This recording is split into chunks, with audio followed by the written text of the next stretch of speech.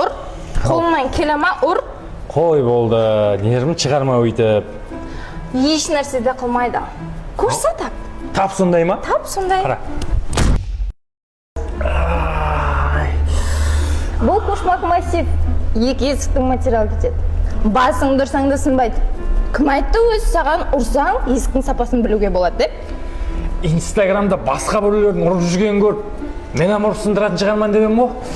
Жүр, мен саған жақсы есік сайлап берейін. Көрсете қойшы сол.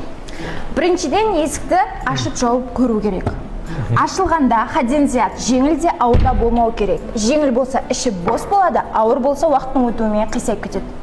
Орташа жеңілдіктегі есіклерді сайлаған жақсы. Бәрін қойып больницаға барайық, мынау быт-шыт болып жатыр ал қол деген.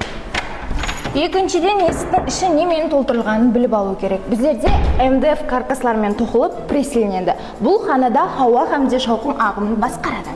Мен өзімнің қолымды басқара алмайатпын. Ілтимас кете қояйықшы не жерден. Үшіншіден краскасы сапалы болу керек. Соның ұшынан біздер Түркияның Genç фирмасының 2 компонентлі краскасынан пайдаланамыз. Яқшы. Төртіншіден кошмактан есік алу керек. Басыңда ауыртып не қалсаң, сол жерден алда кетсе? Менің басыма, қолыма ауырып бітті. Кете қояйық не жерден.